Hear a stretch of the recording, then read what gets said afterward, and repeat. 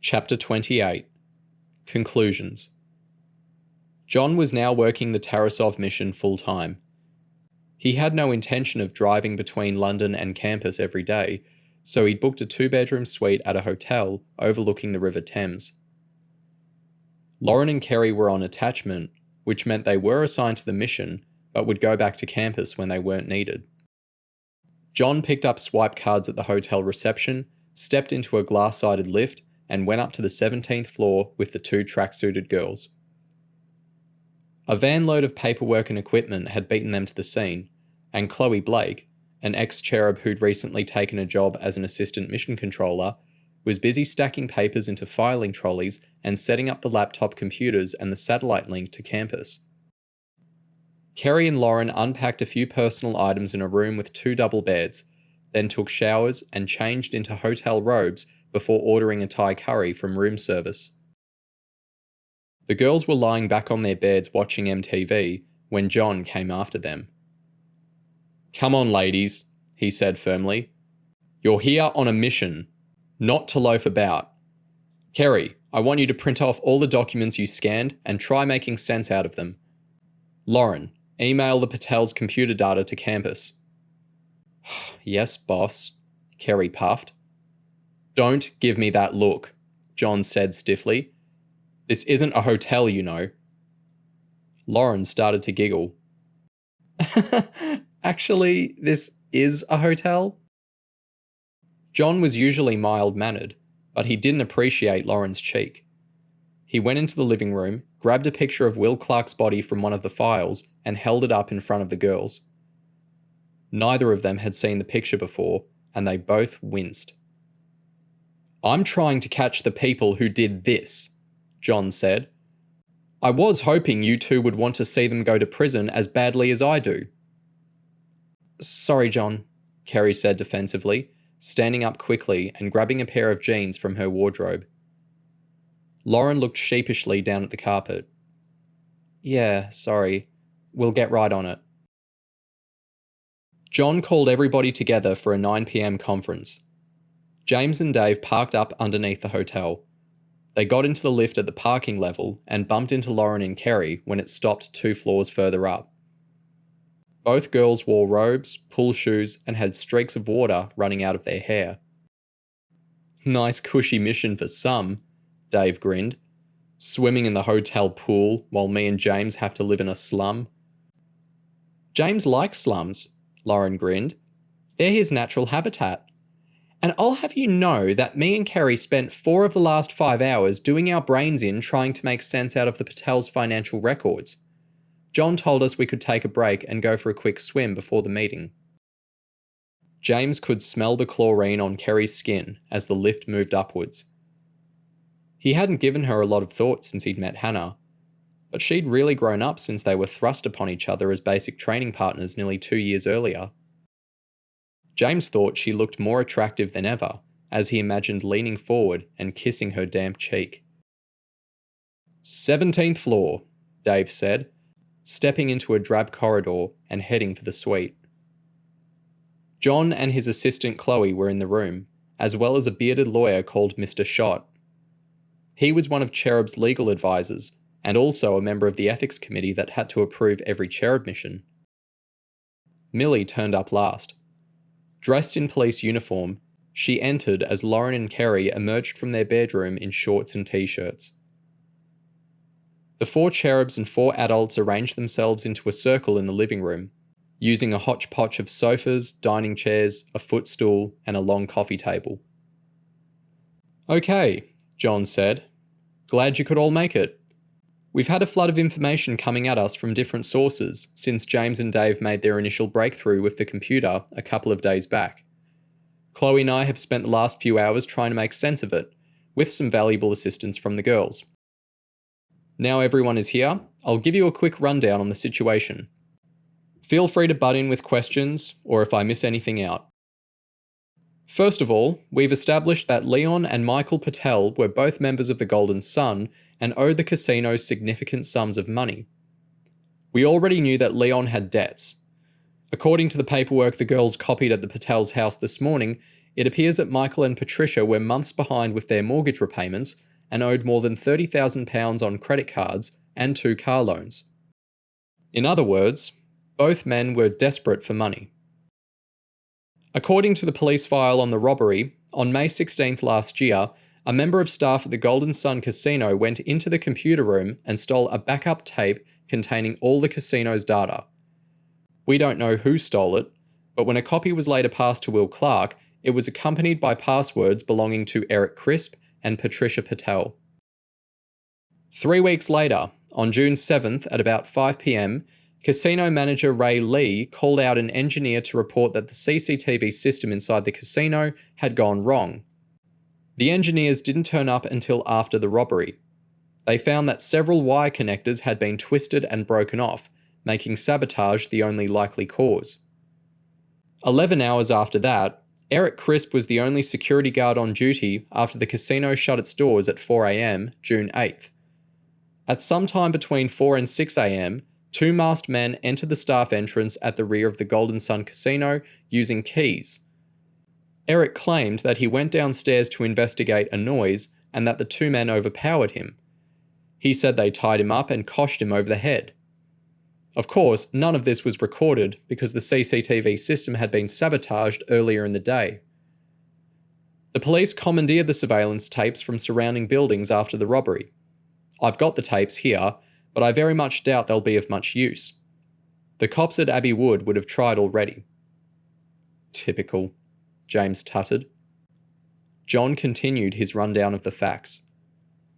The 2 masked men then used codes in their possession to open 2 safes and steal a sum of cash reported to be £90,000, but now believed to be significantly greater, perhaps as much as £600,000. Eric claims he regained consciousness 2 hours later and reported the robbery to the police as soon as he came around. Crisp was later treated in hospital for a minor head wound and rope burns on his wrists and ankles. The security guard is always the first person suspected in a big robbery, in the same way that a spouse is always the first person suspected in a murder. Eric was questioned extensively about the robbery, but as you'd expect from an ex-cop, he knew how to handle himself in an interview room and stuck to his story. In the months following the robbery, the behaviour of our suspects was consistent with people who just come into a large sum of money. Eric Crisp sold his house in Battersea, quit his job in the casino, and moved abroad. We know not where. Leon Tarasov paid off his outstanding debts and purchased the Queen of Russia pub. Michael Patel paid off all his debts, took his wife on a luxury Caribbean cruise, gave his mother £15,000 towards buying her council flat, and, this is my favourite detail, purchased a £17,000 BMW from Tarasov Prestige Motors. Everyone around the table exchanged looks and smiles. Well, John, you've got me convinced, Dave grinned. But would that stand up in court? John looked at the bearded man straddling a coffee table. Mr. Schott, you're the legal eagle. Would you care to take that question? Schott leaned forwards, sucked in a lungful of air, and waved his hand in front of his face. There's no clear evidence, like video or fingerprints, but the circumstantial evidence is strong. If we pass the information we've gathered to the Abbey Wood Serious Crime Squad, they'd pull Tarasov, Crisp, and the Patels in for questioning. Then they'd get search warrants and tear up their homes and workplaces. Patricia Patel would probably be the key to the whole thing. Michael, Eric, and Leon all know how the cops break a suspect down and won't play ball, but Patricia has never even had a speeding ticket. If you get the mother of a young child, scare the wits out of her, and then offer her a deal that enables her to stay out of prison and hang on to her kid, she'll usually crack. It's obviously good news that we've got a realistic chance of getting convictions for the robbery, John said. The bad news is that 3 of our 4 suspects have no criminal record. One of them is an ex-policeman, and even Leon Tarasov only has a few minor blotches on his copybook. They didn't use guns, and the only violence employed was when they duffed up Eric Crisp to make it look like he wasn't in on the deal. So, despite the large sum of money involved, none of our baddies would be looking at particularly long prison sentences. 4 to 6 years would be my guess. With parole and remission, they'd all be out inside 3. James looked gutted. Is that all they'd get? Maybe a little more for Michael Patel because he's a serving police officer, Mr. Schott said. Other than that, John is absolutely right. Oh, that's bull, Dave yelled furiously. What about Will?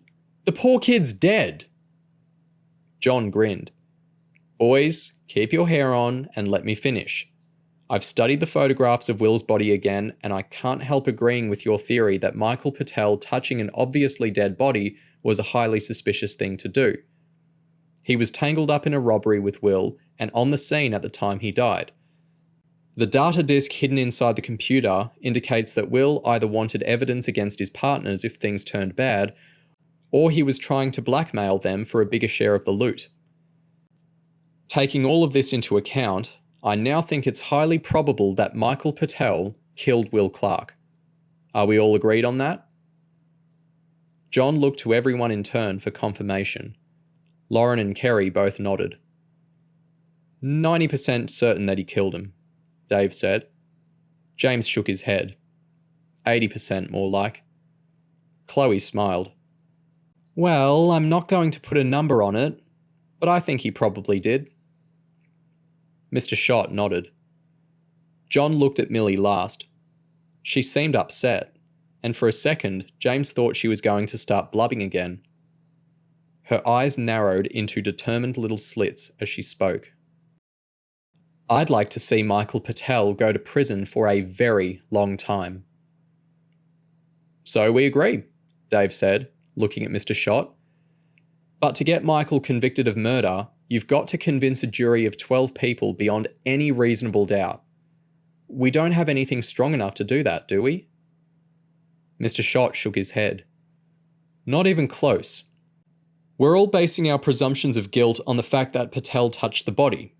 But a smart lawyer will defend Michael by claiming that he acted strangely because he was traumatized by what had just happened. Even if some of the jury members thought Patel was probably guilty, the judge would instruct them to find him innocent, even if they entertained moderate doubts. We've all got doubts ourselves, Chloe reminded everyone. Does that mean we're bummed? Lauren asked. There's little chance of turning up more evidence via conventional investigative methods, John said. We're going to have to get a confession. You're tripping, James said, shaking his head. Tarasov and Patel will never confess. Not in a million years. John smiled. Credit me with some intelligence, James. I'm not planning to take Tarasov and Patel down to Palm Hill Police Station, make them a nice cup of rosy and ask them to do the decent thing. I'm talking about a sting operation. We're going to have to devise a trap. How? James asked. I've got a few ideas, John said. But it's going to take time and a lot of detailed preparation to get all of the elements into place. How long? Dave asked. 10 days, perhaps, John shrugged. Maybe a fortnight. So what do we do until then? Lauren asked. James and Dave stay at Palm Hill, keeping in with the Tarasovs and seeing what else they can dig up. I expect you and Kerry will be able to go back to campus until a day or two before we're ready to roll. Chapter 29. Kiss. The plan took longer than expected to come together. Not that James minded.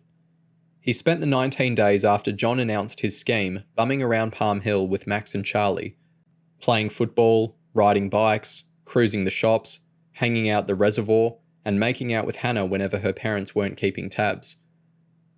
It wasn't as much fun as the CHERUB hostel would have been, but James was determined to enjoy himself because he knew it was the closest to a summer holiday he'd get.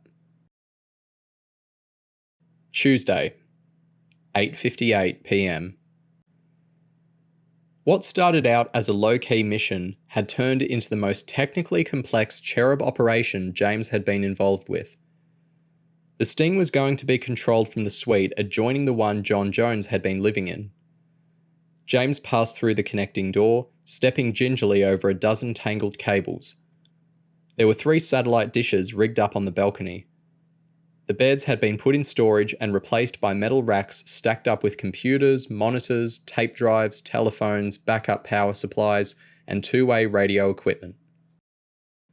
The only active screens showed internet weather forecasts, one from the BBC and one from CNN. Chloe was crawling behind the racks with a bunch of cables draped over her shoulder, and she looked stressed out. James leaned over one of the computers and menacingly wiggled a finger in front of the reset switch. "Here, Chloe, what would happen if I pushed this button?" "Don't you dare," Chloe yelled. "Unless you fancy spending the next 6 months in traction." James looked at the two weather forecasts. "Has John given the go-ahead yet?" Chloe's voice strained from beneath a chipboard shelf as she reached for a power socket. "Not yet, but it looks okay. The BBC were saying rain earlier in the day, but they've changed their minds now." "Why is the weather so important anyway?" James asked. "Some of our listening posts are using laser microphones, and all our link-ups are via satellite. If it rains heavily, especially thunderstorms, half of our signals will go down the toilet." "Right, like when you're watching football on Sky and the picture freezes as Thierry Henry's running on goal." "That's it exactly," Chloe said. "I don't think I've seen so many wires before in my whole life." "James, I'm trying to concentrate here," Chloe said irritably. "I've got 37 electrical devices going into 4 wall sockets, more than 50 cables to plug in, and a Wi-Fi network to set up. I don't mean to be rude, but can you please go next door and sit with Kerry and your sister?" "Sorry," James said, holding up his hands. "Give us a shout if you need anything." James turned around and headed back through the connecting door. Kerry and Lauren had both been watching TV when he stepped out a minute earlier, but the set was off now and they'd both disappeared. James figured they'd gone into their bedroom. He sat on the sofa, hit the power button, and flipped until he found an episode of Futurama. After 30 seconds, the lights went out. James felt the back of his t-shirt being grabbed, followed by a shower of popcorn going down his neck. "Ah!" James yelled, jumping up as Kerry switched the lights back on. Lauren sprung up from behind the sofa with a massive grin on her face. James ripped off his t-shirt and flicked away the bits of popcorn stuck to his back. "You are so dead, Lauren." Lauren grinned. "Gotta catch me to kill me." James closed down on the sofa. Lauren was fast and could wriggle for England. James knew whichever way he moved, she'd dive out the opposite side. To get around this, he charged at the sofa and pushed it backwards. When Lauren realised she was about to get pinned to the wall, she scrambled up over the sofa and collapsed onto the cushions. James stopped pushing and dived onto his sister's back. She tried to break out, but James had enough of a weight advantage to hold her. "I can't breathe," Lauren moaned as he squashed her. James scooped a handful of the loose popcorn off the sofa with one hand and tugged the elastic of Lauren's shorts with the other. "James, no!" Lauren squealed. "Not down my knickers! This is war, James! Let me go!" 9:06 p.m. John was 17 floors down in a corner of the hotel bar, as far as he could get from the other guests. 2 stocky men passed through a set of double doors, and John reflected that somehow, years of police and intelligence work had given him the nose to spot a plainclothes cop a mile off. Jeans, beer gut, ski jacket. There was even something about the way they spoke. "You must be John Jones," the older one said, as he dumped an Adidas sports bag on the carpet. John reached out to shake their hands. "Greg Jackson and Ray McLadd, I believe. Grab a seat. What are you drinking?" Ray and Greg worked for the Metropolitan Police Complaints Investigation Bureau.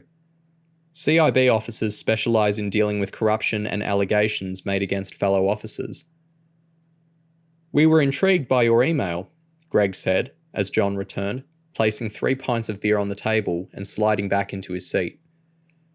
"Not much in the way of specifics, But you're talking about a big collar. Bent cops, robbery, and murder all in one go. So what's the deal? In a nutshell, my plan is to take our two main suspects, make them fighting mad, and set them at each other's throats. If all goes well, they'll end up in a confrontation, recounting past misdeeds, while we've got a microphone aimed at them. Ray nodded. How come you wanted us involved?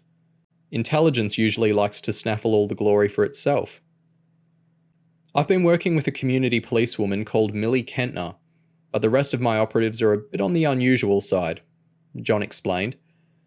They can't show their faces in open court without undermining the security of an organisation that doesn't officially exist. So, if we pull this off, we'll package all the evidence up so it looks like everything was done by Millie and you two. I'd imagine a chief inspector's badge will be within easy grasp. Both cops tried to act like they weren't impressed, but couldn't help smiling into their pint glasses as they drank. When you say your agents are unusual, are we talking about informants or what? Greg asked. Far more exotic than that, John grinned. An old friend of mine recommended you guys because you've worked with MI5 before, but I'm still going to remind you where you stand. If you ever disclose any information about the agents you'll be working with over the next couple of days, you'll be undermining dozens of undercover missions throughout the world and putting lives at risk. If you leave us in a position where we have to choose between your lives and the safety of our agents, you might find yourselves in some very hot water. Greg and Ray exchanged a look, as if to say, is this joker full of his own importance or what? John didn't mind. He knew the cops would take the threat seriously enough when they learned the truth. Finish your pints, and I'll take you upstairs to meet the cherubs, John said. Ray scratched his nose. What's a cherub when he's out to lunch? 9:11 p.m. Millie had worked out of the same cramped office since she first came to Palm Hill in 1996. For 9 years, she'd been dedicated to her job. She'd pulled 12-hour shifts, attended community meetings that dragged into the early hours of the morning, and often came in on her days off to catch up with paperwork. Discovering Michael Patel's criminal past had shattered Millie's confidence. How good a cop could she really be if she hadn't noticed that her right-hand man was a bully, a thief, and probably a murderer to boot? However the sting operation went, Millie had decided to quit the force as soon as it was over. She had a mound of paperwork to deal with, but she'd spent the past half an hour brooding into the bottom of a coffee cup with her black stockinged feet resting on her desktop. When the mobile in her top pocket started to vibrate, it was Chloe back at the hotel. Sorry we kept you waiting, Chloe said. The weather looks good for tomorrow.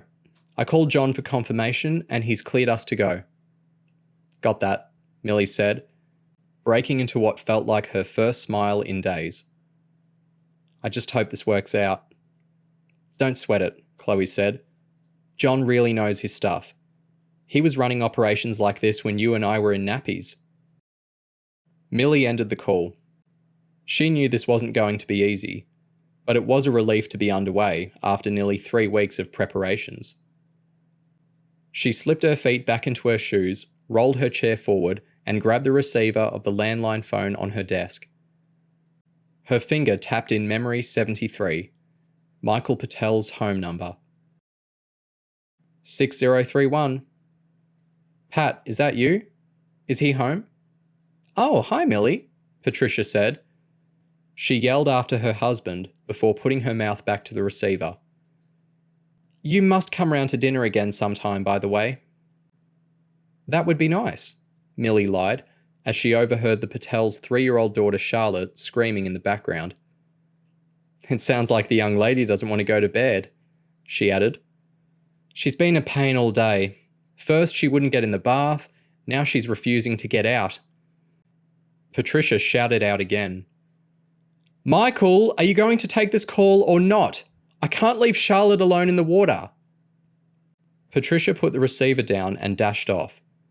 Michael picked it up 20 seconds later. Sorry to keep you waiting, Gov. What's up? Millie had practiced the lie 100 times over the previous week. Afraid I'm the bearer of bad news, Mike.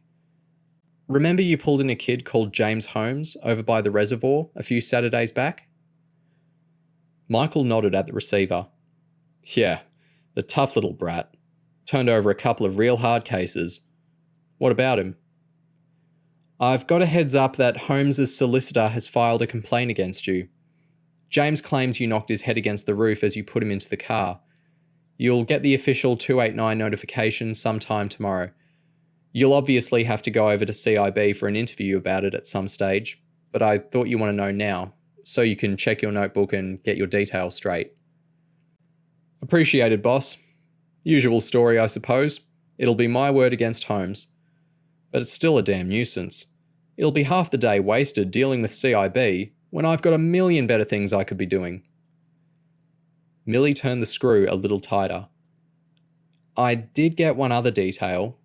James's solicitor reckons he's got hold of some CCTV footage of the incident. Oh, Mike said, audibly shocked. He missed a couple of beats before covering himself. He can have all the CCTV he likes, boss, because nothing happened. Of course, Millie said. I know you're whiter than white, Michael. You've got nothing to worry about, and you know I'll be supporting you all the way. I just thought you'd want to know as soon as possible. 9:17 p.m. John snapped his mobile shut and tucked it into his jacket as he headed down the deserted 17th floor corridor. Greg and Ray walked in step behind him. Good news? Greg asked. John nodded. That was Millie calling. She's a good cop, but she's tearing herself apart over all that's been happening. She's just spoken to Patel. She reckons he swallowed her line about the phony complaint. He won't be sleeping easy tonight with that hanging over his head. So how old are these cherubs? Ray asked. Dave's the oldest. He's 17. James and Kerry are 13, and Lauren is 10. You've got to remember, though, they aren't ordinary kids. They're all intelligent, disciplined, and highly trained. The things I've seen them accomplish in the year that I've worked for CHERUB have been astonishing. John slid his keycard into the lock and pushed the door open, revealing a scene of destruction. There were sofa cushions scattered about, dots of popcorn everywhere, streaks of water across the carpet, and puddles on the furniture. James nearly crashed into John as he sprinted out of the toilet holding an ice bucket filled with water. Oh, James said, wilting under John's scowl. John looked set to kill. James, what in the name of God are you playing at? We're just messing, James said, glancing around at the carnage. I suppose we got carried away. Kerry burst out of the bedroom, holding a plastic water bottle and using a pillow as a shield. I'm going to make you guys so wet, she said, tailing off abruptly when she spotted the three men standing in the doorway. You two, stand over there, John yelled, pointing at the wall. Where's the other one? Lauren meekly emerged from beneath a pile of sofa cushions in the far corner. She had a gigantic Coke stain down her t-shirt and significantly more popcorn stuck to her clothes than James or Kerry. This behaviour is ridiculous, John screamed. Millie has set off the sting operation. There's a room next door packed with tens of thousands of pounds worth of electronic equipment, and you three are throwing water around and acting like a bunch of 5-year-olds. He pointed at Lauren. You, get in the shower right now. The other two, I want you to straighten up, wipe up the puddles, and pick every piece of popcorn off this carpet. And be quick about it, because if this place isn't cleared up by the time Dave gets here, I'm going to start dishing out punishment laps. Ray and Greg were grinning at each other as they stepped into the lounge area and began brushing popcorn off a couple of the sofa cushions. Highly disciplined, Greg laughed. John allowed himself to smile as everyone mucked in with the clearing up. No matter how much we train them, they're still kids. 9:32 p.m. James returned the vacuum cleaner to the housekeeping cupboard at the end of the hotel corridor. Now they'd finished cleaning up, he realised he needed a shower to get all the bits of toffee off his skin, but Kerry was queuing outside the door and Lauren was still in there. He battered the door. "Get a move on, Lauren. Any normal person takes 5 minutes, not 20. "Use the shower in the other room," she yelled back. "We can't," Kerry yelled. "Chloe's got cables running from the shaving socket. You can't close the door and the steam might blow everything up." "Okay," Lauren tutted. "I'll be 2 more minutes." James and Kerry leaned against the wall near the entrance of the room, facing each other. John and the 2 cops were drooling over the surveillance equipment in the next room. Kerry's face was red from chasing around. She wore a giant t-shirt that almost went down to the bottom of her shorts and one lemon trainer sock. The other one had gone missing during the battle. James suspected Kerry's feelings towards him were starting to mellow. They'd hurled abuse, popcorn and cushions at each other, but still hadn't managed a normal conversation, except when they'd had to talk during mission preparations. James looked up when he noticed Kerry smiling to herself. He tested the water with a single word. "What?" Kerry's look stiffened when James spoke, but after a second she grinned and looked up at him. "You look funny with all that popcorn stuck in your hair," she muttered, as if she didn't really want to say it. James couldn't read Kerry's body language. Her expression seemed a lot like the way she used to look at him before they kissed. Or was it anger?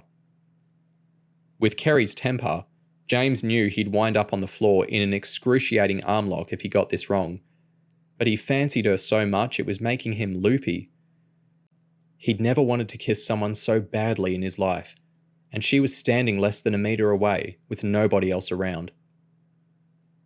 James took half a step forward, so that Kerry was right in his face. Her dark brown eyes kept staring up, but refused to give any obvious signal. He kissed her on the cheek, then backed away, as if he'd jabbed a snake with a sharp stick. Kerry's smile grew, and James felt a massive rush as he realised his bravery had paid off. She grabbed James around his waist, pushed him back against the wall, and they started snogging. It lasted for about 20 seconds when the latch clicked inside the bathroom door. Kerry stepped backwards and acted innocent as Lauren emerged, wearing an adult-length robe that dragged along the floor. "Finished," she announced as she cut across the carpet towards the bedroom. Once Lauren was out of sight, James moved in to start snogging again, but Kerry's expression had changed completely. She shoved him away. "I'm still not talking to you," she said firmly, as she slid into the bathroom and shut the door in his face.